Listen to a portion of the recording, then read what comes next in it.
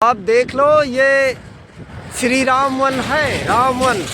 ये सतना रोड में हम खड़े हैं, चित्रकूट सतना रोड।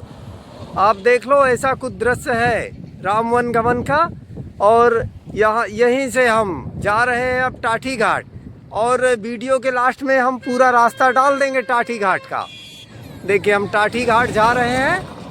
तो अब हम आज पूरा टाठी घाट तक का, जिन महात्मा जी के दर्शन को हम जा रहे हैं, उन महात्मा जी का पूरा वीडियो, रास्ते का वीडियो डाल देंगे टाठी घाट का। वीडियो के लास्ट में देख लेना। तो अब हम टाठी घाट मुड़ रहे हैं। ये टाठी घाट जाने का रास्ता है।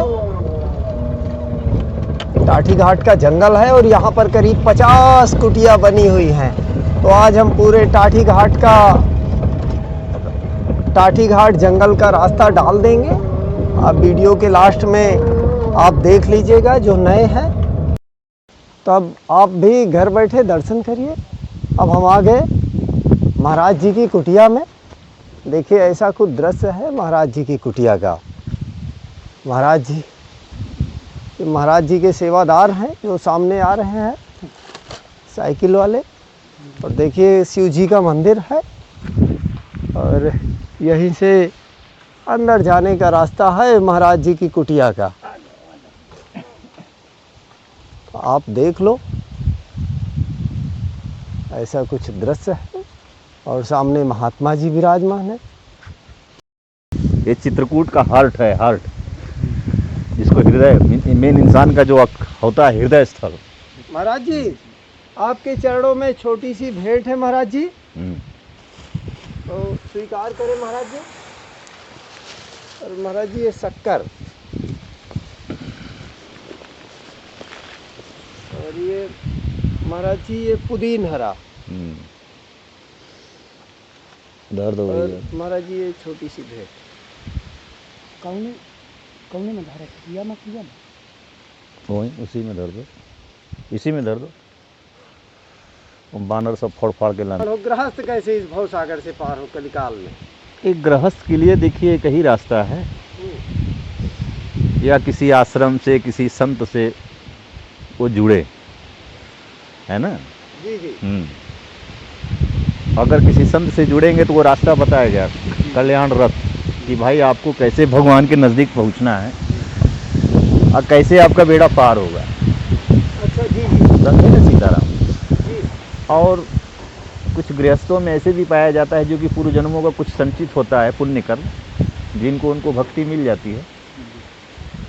तो उस भक्ति का जो पूर्णावती संत के जब से सानिध्य में जाएंगे नहीं, तब से होगा ही नहीं। जैसे हमारे पास कोई चीज़ है, तो अगर जो उसका मास्टर है उसके यहाँ जाएंगे तभी तो निखारेगा ना, है कि नहीं। जब निखरेगा तभी तो आगे निकलेगा वो। तो भक्ति सबके अंदर 10% 20%, इसलिए कि सब लोग परमात्मा के ही अंश हैं। सब लोग उन्हीं से हम लोग आए हैं, उन्हीं का विस्तार है हम लोग। तो अब रह गया कि जी इंसान का एक धर्म बनता है, उसका अपना एक पर्सनल कर्म है, मतलब मोस्ट जिसको कहा गया है, ज़रूरी, कि हमें भगवान की भजन करनी है, संत के सानिध्य में जाना है। और जो हमारी सनातन है, जो हमारी संस्कृति है, जो कल्चर है, और जो हमारा अध्यात्म है, उसको हम अपनाएं, है ना। यही रास्ता है देखिए संत के लिए। बिना संत के सानिध्य में आए हुए कल्याण नहीं है भाई। अनादिकाल से देख लीजिए, सतयुग से लेकर द्वापर त्रेता कलयुग, जितने राजा महाराजा थे वो महर्षियों के सानिध्य में जाते थे और उनके विचारानुसार, उनके कथा अनुसार वो अपने जीवन को व्यतीत करते थे। वो धर्म को धारण करते थे और राज भी करते थे। उन्हीं को ना धर्मराज कहा गया है। जो धर्म को धारण करके राज करे उन्हीं को धर्मराज बोला गया है। जो हमारी कल्चर है, जो हमारी संस्कृति, जो सनातन है, जो हमारी धरोहर है, उसको धारण करके ही जीना गृहस्थ का कर्तव्य है ना। जी महाराज जी। और ऐसे गृहस्थों में अब ये होता है कि जो मन में आया वो करना स्टार्ट कर देते हैं। मन में आया तो कहीं पहाड़ पे चढ़े गए, मन में आया तो जंगल में चले गए, मन में आया तो शहर में चले गए। तो इससे कुछ नहीं वाला, ये मन की स्थिति है, ये मन की स्थिति है। हम मन बुद्धि से परे है जो परमात्मा, अब उसके शरणों में मन ही ले जाता है। भाई जो मन के अधीन है उसको मनमुखी कहा गया है। मन उसको मनमुखी, जो मन में आ रहा है वो कर रहा है। असाधु के यहाँ जाओगे तो वही मन को अधीन करवाने का रास्ता बताएगा कि मन को कैसे अधीन किया जाता है, भजन के माध्यम से, सेवा के माध्यम से, है ना। वो धीरे धीरे धीरे धीरे धीरे, जैसे मन एक पतंग कहा गया है, मन एक पतंग है, पतंग को छोड़ दीजिए तो उड़ता जाता है। तो अब वो कैसे नीचे आएगा? जब ओस की बरसात होती है तो वही मन, ये पतंग देखिए गल के नीचे चला आता है। अगर उस पर पानी की छींटा पड़ जाए तो वही पतंग देखिए गल के नीचे चली आती है कि नहीं। तो ऐसा ही मन एक पतंग है। मन रूपी पतंग पे राम नाम रूपी जब बरसात होती है तब अपने आप धीरे धीरे धीरे धीरे धीरे धीरे शांत होकर के एकदम स्थिर हो जाता है। तब जाके समझ में आता है कि अध्यात्म क्या है, हम क्या हैं, है ना। जो रियल बोध होता है मन के शांत होने के बाद ही बोध होता है। ऐसे तो मन में जो आया अपना किए, इधर गए वहाँ गए, ये खाएं वो खाएं, इस आश्रम पे गए वो आश्रम पे गए, मतलब कहीं उनको कोई रिजल्ट जल्दी नहीं मिल पाती है। दौड़ा रहता है। वो दौड़ते रहते हैं, कहीं इधर तो कहीं हरिद्वार, कहीं ऋषिकेश, तो कहीं कहीं। वो सब जब भ्रमण करके थक जाते हैं तब जाकर के उनकी कहानी स्टार्ट होती है। देखिए भाई परमात्मा तो सर्वत्र है, ऐसा नहीं कि उनके लिए कोई विशेष जगह है। अगर उनका कोई विशेष जगह है तो है हृदय स्थल। क्या अगर परमात्मा कहीं विशेष जगह अगर वास करते हैं तो आपका हृदय स्थल है। अब रह गई कि हमारे अंदर कुछ वासनाएं हैं, कुछ संसारिक कामनाएं हैं, कुछ संसारिक तरंगे हैं, कुछ चाहत है जो भौतिक सुख को पाने की, इसीलिए हम उससे बहुत दूर हो जाते हैं। जब वही धीरे धीरे धीरे धीरे धीरे धीरे धीरे धीरे जब वो ख़त्म होने लगता है, जब हमारी इच्छाएं जो है धीरे धीरे अध्यात्म की तरफ बढ़ती है और भौतिक वासनाएं कम होती है ना, तब धीरे धीरे जा कर के समझ में आता है कि ईश्वर क्या है, अध्यात्म क्या है, हम क्या है, ये प्रकृति क्या है। जब वो धीरे धीरे बोध होता है तब वो धीरे धीरे अंतर्मुखी होने लगता है, अंतर्मुखी हो जाएगा। यथा पिंडे तथा ब्रह्मांडे, जो इस पिंड में वही ब्रह्मांड में है कि नहीं। हाँ, और जब तक वो समझेगा नहीं, अंतर्मुखी नहीं हो पाएगा। तो बाह्य दृष्टि में खोजेगा, कहीं पहाड़ों में जाएगा, गुफाओं में जाएगा, जंगलों में जाएगा, कहीं पेड़ों पर चढ़ जाएगा, कहीं बचाल वाला के चढ़ जाएगा है कि नहीं। इसलिए करता है कि जब से उसको मन की संतुष्टि का थी, आत्मा की संतुष्टि का कर्म नहीं कर पाता है।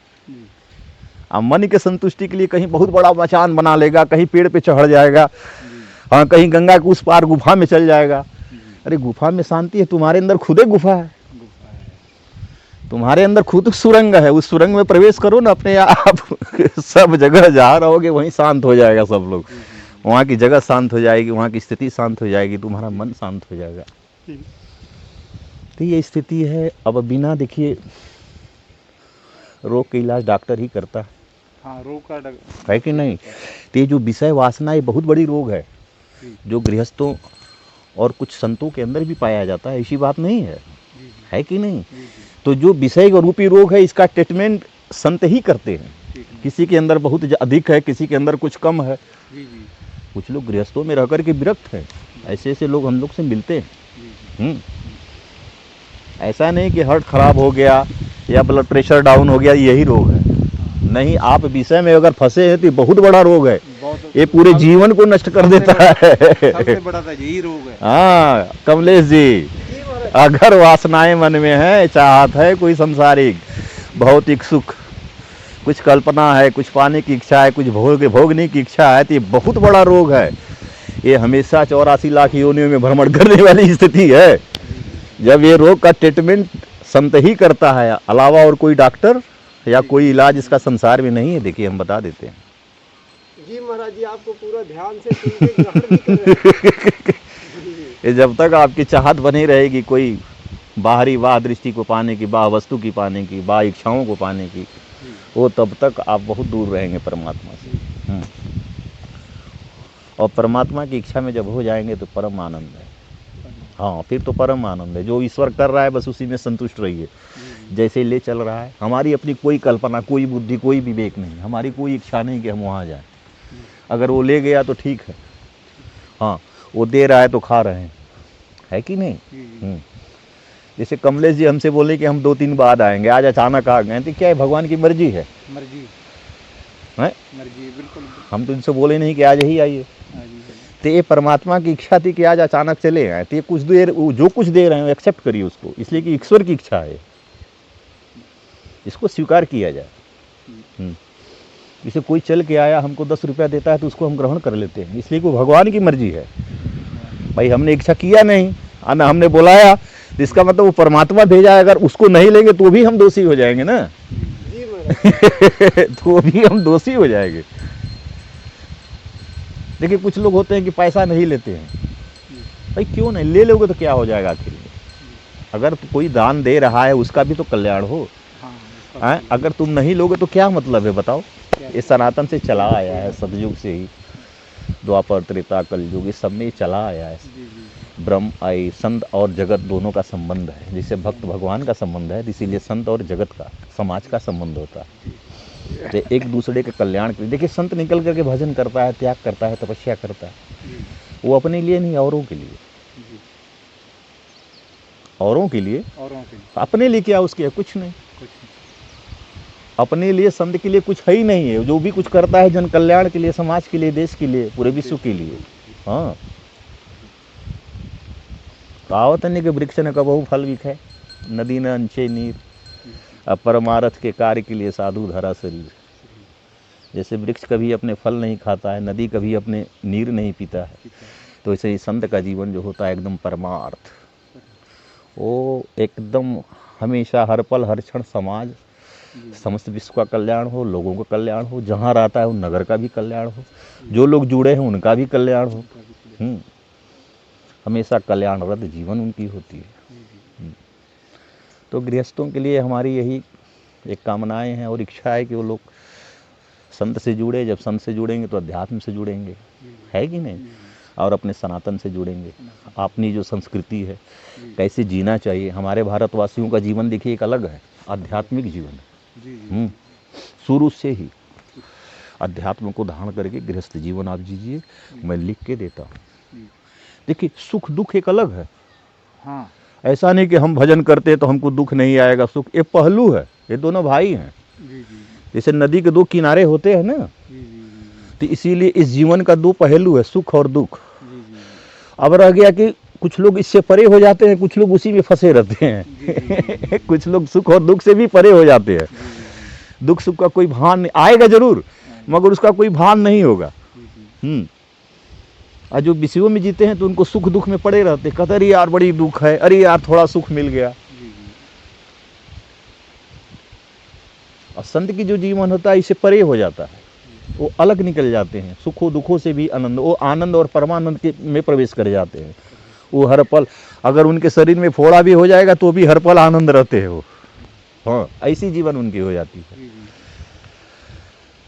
तो सुख और दुखों से भी संत परे हो जाते हैं, और हर चीज़ गृहस्थों को भी प्राप्त हो सकता है, हो सकता है। नहीं पाए भी हैं भाई, जितने भी देखिए पहले सूफी संत थे, रहीमदास, कबीरदास, सूरदास, मीरा, रश खान, ये लोग जितने थे, तो ये लोग क्या थे? गृहस्थ थे, परमात्मा को पाए।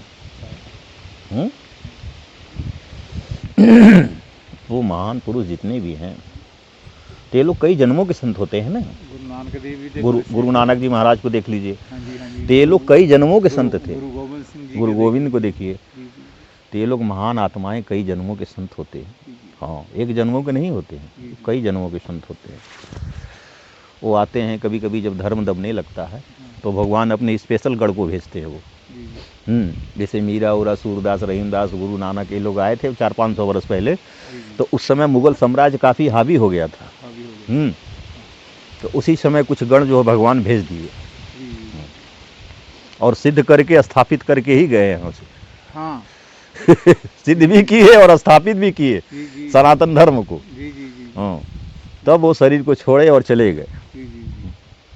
तो कुछ भगवान के विशेष गढ़ ऐसे होते हैं जो कि कभी कभी धर्म दबने लगता है, हमारी जो सनातन दबने लगती है, हमारी जो संस्कृति दबने लगता है, तो स्पेशल गढ़ को भेज देते हैं कि जाओ ये तुम्हारे लायक है, तुम कर सकते। और परमात्मा का जो जन्म होता है कली के हर युगों के अंत में, वो तुरंत नहीं आएंगे। जब युगों का अंत होता है तभी विथ प्लान के साथ वो आते हैं, फिर ही कोई जन्म लेता है। ठीक। जैसे कली के अंत में कल की अवतार है, हाँ द्वापर में भगवान कृष्ण आए थे, आए थे। त्रेता में भगवान राम आए थे, जी जी सतयुग में देखिए बराह अवतार हुआ, नरसिंह अवतार हुआ, जी जी है कि नहीं? जी जी तो तमाम उनकी अवतार होती रहती है। होते रहते। तो ये स्थिति है। तो हम गृहस्थ लोगों से यही कामना करेंगे कि ज़्यादा से ज़्यादा लोग संतों से जुड़े, है ना, जी जी और उनके विचारानुसार चलें। संतों के पास जाएगा तो तभी बताएंगे हाँ, ना तभी नहीं, रास्ता, ये उनकी रास्ता है। दृष्टिपान से वृत्तियाँ भी बदलती है, बदलती है, ऐसी कि वो बल्कि सतोगुण में दर्शन रह, करने से बदलती हाँ, है। वृत्ति भी जी बदलेगी जी आपकी, जी जी जी। आपका मन शीतल हो जाएगा। हमने कभी सोचा नहीं था भी चित्रकूट जाएंगे, भगवान ने सब कुछ अपने आप बना दिया।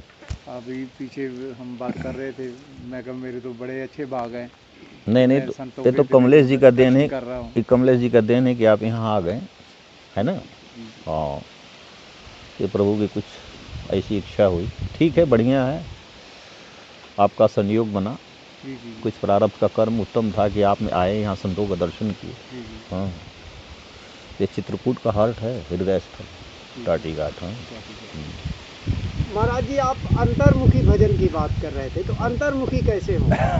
अंतर्मुखी तुरंत डायरेक्ट नहीं होता है, उसकी एक स्थिति होती है तब जा कर के अंतर्मुखी, है ना। जी हाँ, जब बाह्य वृत्तियाँ खत्म हो जाती है, बाहरी जो सोच खत्म हो जाता है, वो धीरे धीरे धीरे धीरे धीरे तब वो अंतर्मुखी होता है। वो बिना गुरु को प्राप्त नहीं होता, जी है ना। उस लेवल का गुरु हो जो अंतर्मुखी हो, जो पहुँचा हो, जी जी जो परमात्मा के निकट हो, वही ना दर्शाएगा आपको। जी हम्म? जी जी तो अंतर्मुखी संत वही होता है जो आंतरिक में प्रवेश कर गया, अपने हृदय स्थल में ही अपने आत्मा को ही परमात्मा रूप में देख रहा है, परम आनंद है। उसके बाद फिर कड़कड़ में देखता है वो, जब स्थिति बढ़ने लगती है तो उसको कड़कड़ में राम दिखने लगते हैं। सब में वही व्याप्त है, इसलिए कि सब में वही विराजमान है। उसी का रूप दिखाई देगा। वो शरीर को नहीं देखेगा, हड्डी मांस को नहीं देखेगा, उसके अंदर जो परम तत्व है उसको दिखता है वो। जी जी हम्म। जी तो स्थिति ब्रह्म ज्ञानी हो जाता है ना वो। वही को ब्रह्म ज्ञान कहा गया है। हाँ। ब्रह्म ज्ञान का मतलब जो सब में ब्रह्म को देख रहा है, जी जी जी हाँ, जो निरंतर रमण कर रहा है, उसी को ब्रह्म ज्ञानी कहा गया। जी जी ज्ञानी और ब्रह्म ज्ञानी दोनों में अंतर है। जी विद्वान का मतलब वेदों का जो अध्ययन कर रहा है उसको विद्वता कहा गया है। जी जी ज्ञानी वो होता है जो भगवान में रमण कर रहा है। जी ब्रह्म ज्ञानी उसको कहा गया जो सब में ब्रह्म दृष्टि देख रहा है, जी हाँ, उसको ब्रह्म ज्ञानी कहा गया है। जी ये तीनों में अंतर है। ऐसा थोड़ा जो वेदों का अध्ययन किया है, शास्त्रों का अध्ययन किया है वो ब्रह्म ज्ञानी हो जाएगा। वो वेदों का अध्ययन किया है, वो विद्वान है, उसको विद्वता भी हुआ है बस। जी और उससे कहिए कि नहीं तुम ज्ञानी हो गए हो, ब्रह्म ज्ञानी हो गए, कैसे मैं मान लूँ? विद्वान, ज्ञानी और ब्रह्म ज्ञानी, ये तीनों की अलग अलग स्थिति है, अलग अलग सोच होती है, अलग अलग मतलब ये उसकी एक मतलब अब क्या कहा जाए, जो उसमें डूबा वही जानता है। जो डूबा है वही जानता है। वही जो डूबा है वही जानता है, जो खाता है वही नहीं जानेगा क्या स्वाद है। जाओ। तो महाराज जी क्या लक्षण है, जैसे जैसे कैसे पहचान करें कि कौन ब्रह्म ज्ञानी है और कौन विद्वान है? ऐसा है कि तुरंत पता नहीं चलेगा। किसी महापुरुष के सानिध्य में जाओ तो कुछ पहले तो वो पता लगाने भी नहीं देगा। अगर जो इसमें जाएगा ना तो वो बताएगा भी नहीं कि हम ब्रह्म ज्ञानी हैं, जी जी है कि नहीं? नहीं हाँ तो धीरे धीरे पहले उसके यहाँ जाइए, उसकी सेवा करिए, उसके यहाँ कुछ समय दीजिए। जी जी जब उसको आप प्रिय लगने लगेंगे तब वो बोध कराएगा आपको अपनी स्थिति को। नहीं तो नजदीक हाँ। नहीं आने देगा वो। भाई तुरंत चश्मा लगा के नहीं देख पाएंगे आप। अभी तो संसारिक चश्मा लगा हुआ है, संसारिक दृष्टि है, संसारिक वृत्ति है, कैसे ब्रह्म ज्ञानी को जान जाएंगे आप? जी जी जब ये संसारिक चश्मा खत्म होगा आंखों से, तब ले जाकर के जो सूक्ष्म दृष्टि जब मिलती है तब जाकर के पहचान होता है। हर चीज देखने की क्षमता नहीं न है।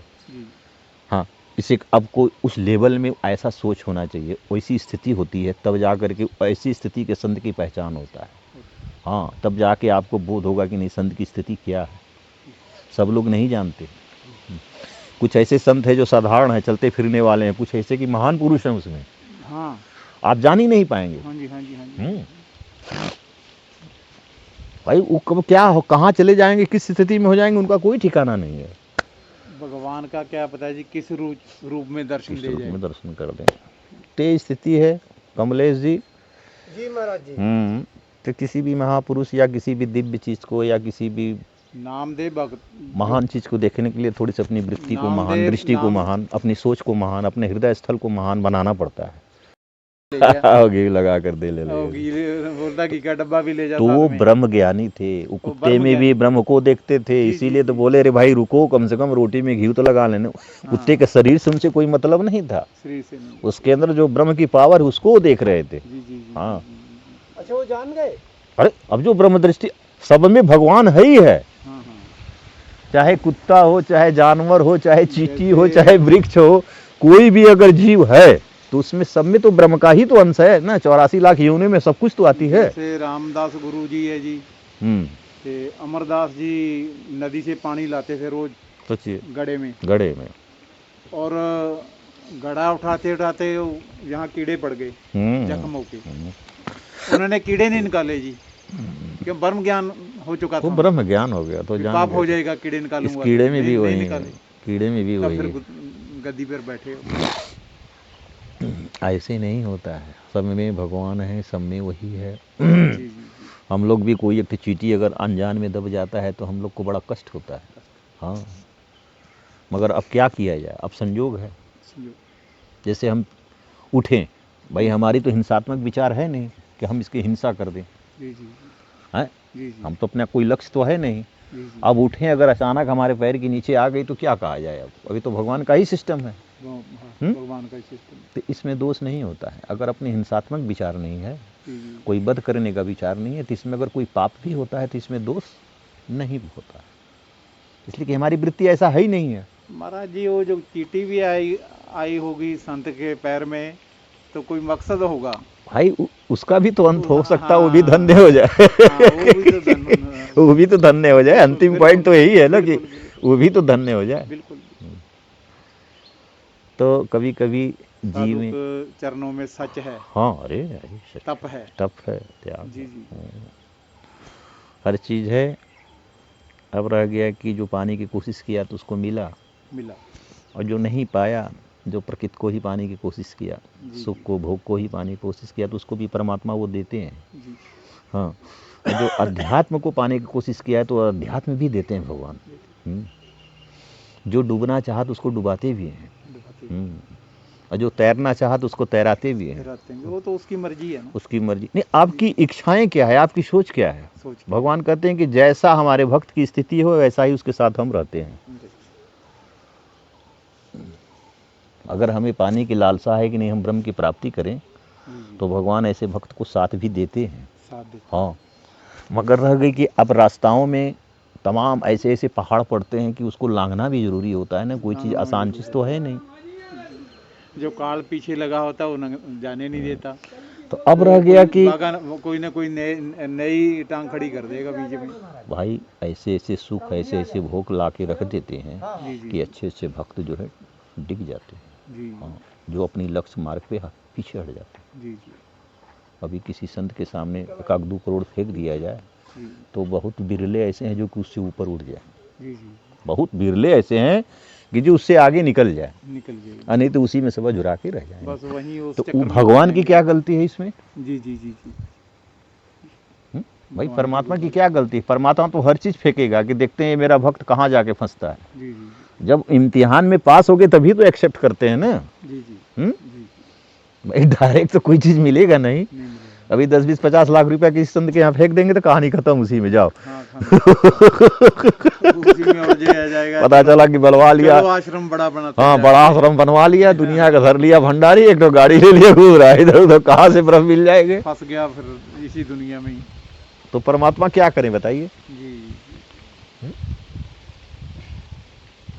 जो सारी चीज़ों से परे हो जाता है तब जाकर के परमात्मा की तब शाश्वत सुख मिलता है। जी हाँ, अभी लालसाएं हैं सब भौतिक सुख का, जी कि हम खूब मोटे हो जाएं, खूब तगड़े हो जाएं, खूब बलिष्ठ हो जाएं, बहुत धनी हो जाएं, महामंडलेश्वर हो जाएं, जगत गुरु हो जाएं। जी जी कहाँ से परमात्मा मिलेंगे बताइए?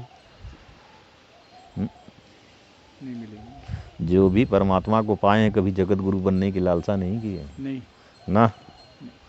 जो भी असली संत हैं वो हमेशा ये सारे सुखों से, सारे पदों से अलग होते हैं। जी हाँ, उनका आनंद ही कुछ और अरे वो होता है। परम पद को जो प्राप्त कर लिया तो संसारिक पद की क्या जरूरत है उनको। जो परम पद को प्राप्त कर लिया जी जी तो संसारिक पदों की क्या जरूरत है नहीं उनको। जरूरत उनको, हम्म? नहीं जरूरत। जो परम सुख परम आनंद को प्राप्त कर लिया तो क्षणिक सुख की क्या जरूरत है, जी जी बताइए। जी तो ऐसे महान पुरुष कहीं कहीं बिरले मिलते हैं, हाँ, बिरले बिरले जो हर क्षण हर पल जी जी हर सांसों में जी हर चाहत में हर ख्वाबों में जी जी अपने राम को बचाए रहते हैं, है ना। जी जी ऐसे जो हर पल हर क्षण जो स्मरण करते हैं भगवान को, ऐसे भक्त के रज को भगवान खुद अपने सर पे धर के खुद परमात्मा धन्य हो जाते हैं ऐसे भक्त को पा करके। जी जी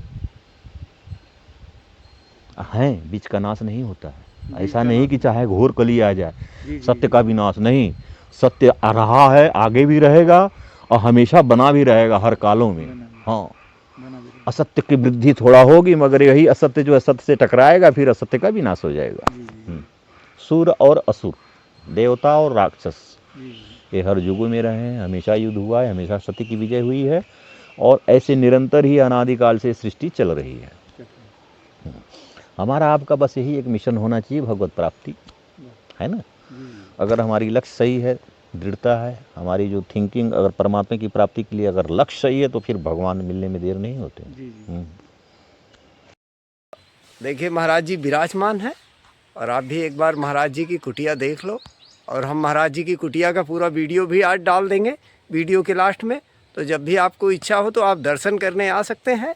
इस जगह का नाम टाठी घाट है और हमने पूरा रास्ता भी आज डाल दिया है और महाराज जी का शुभ नाम संजय दास जी महाराज जी है। तो आप आए, महाराज जी ज्ञान के भंडार हैं और हम तो कहते हैं सबको आना चाहिए। चलिए सरदार साहब, और देखिए यहाँ तक कार भी आ जाती है, आप देख लो। और नीचे माँ मंदाकिनी तट है, आप देख लो। आप जो नीचे माँ मंदाकिनी है, ऐसा कुछ दृश्य है, आप देख लो चारों तरफ से। तो आप देख लो महाराज जी विराजमान है, क्योंकि हम रिकॉर्डिंग कर रहे थे तो बीच रास्ते में वीडियो कट हो गया था। तो अभी हम देखिए पूरा रास्ता ही डाले दे रहे हैं ताकि आपको भटकना नहीं पड़े और आप भी आ सकते हैं। यहाँ तक कार भी आ जाती है, आप देख लो।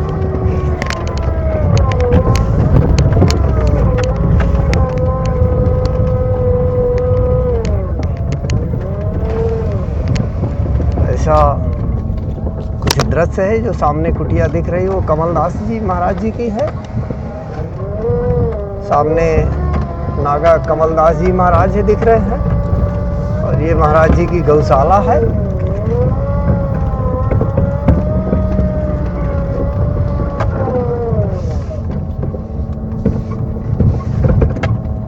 भाई बहुत बढ़िया है। हाँ हाँ जी जी, ठीक है जिसको बोलते हैं। अच्छा जी जी।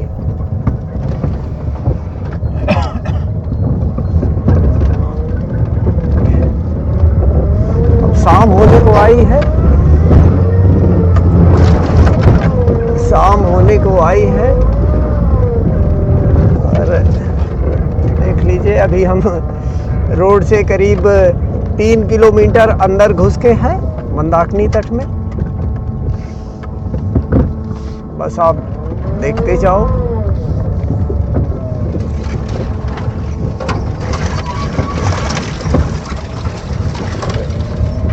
तार बंद किए थे।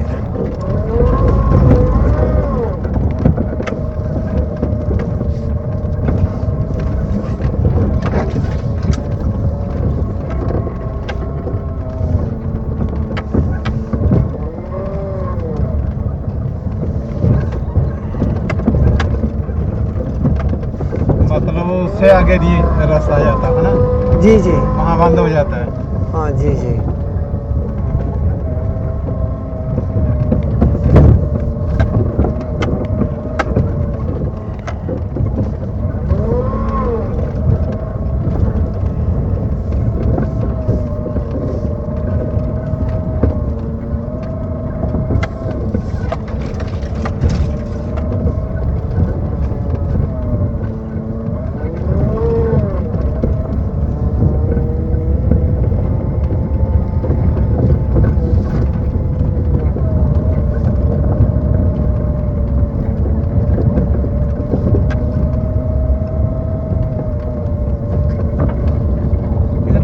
कत्थे का नहीं आता है ना, जी कत्थे का पेड़ नहीं आता है। पता नहीं, कत्था आता होगा, ये भगवान जाने। नहीं है, इधर नहीं है, हमारे उधर बहुत है। ये जंगल में बहुत कीमती लकड़ी लगी है, यहाँ चंदन और सागौन तो बहुत भरपूर मात्रा में है। जी जी। हाँ, यहाँ बहुत बड़ा जंगल है।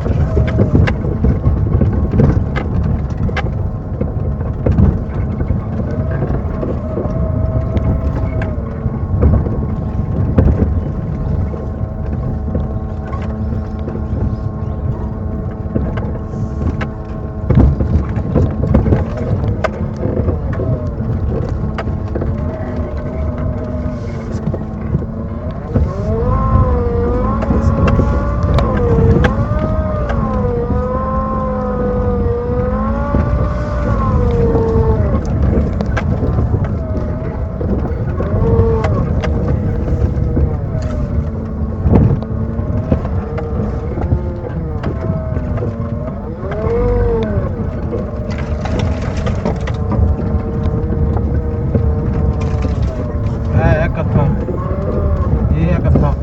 अच्छा बहुत महंगा बिकता है जी। अच्छा।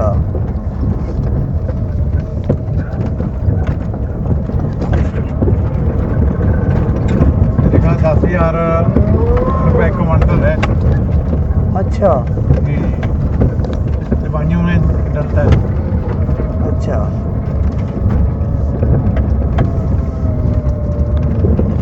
इतना जंगल है, जहाँ फैक्ट्री नहीं लगी कोई कत्थे की, नहीं होगी है ना। पता नहीं, हमने कभी पता नहीं किया, उस तरफ ध्यान नहीं गया। जो कत्था बनता है ना, उसके बिस्कुट बनते हैं, जैसे बिस्कुट होता है, और फिर दिल्ली जाते हैं। अच्छा अच्छा। जी जी। इसको पहले आरे पे कटाई करेंगे, फिर इसका बूरा बनाएंगे, बुरादा। हाँ फिर इसको आग में उबाला जाएगा, फिर वो गाढ़ा गाढ़ा बन जाएगा, तो फिर उसको जमा देंगे।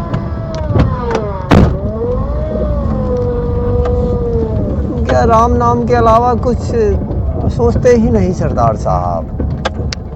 क्योंकि ये बाहरी विस्तार, बाहर की चीज़ें सोचना, भौतिक सुख ढूंढना, ये सब दुख का कारण है। काफी कत्था है वहाँ, देखना दोनों पेड़ हाँ मिलेंगे। हाँ हाँ हाँ।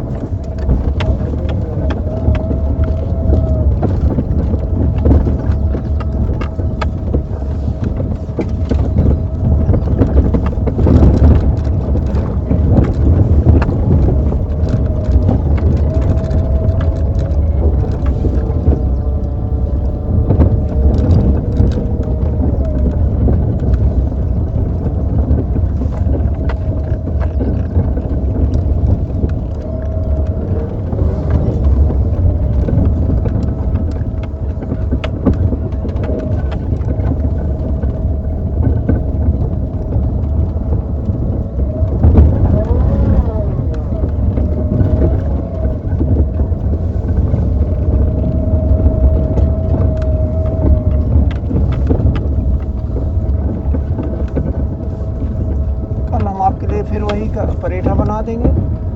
कोई बात नहीं, चिंता मत करो आप। या और कुछ बनाएंगे।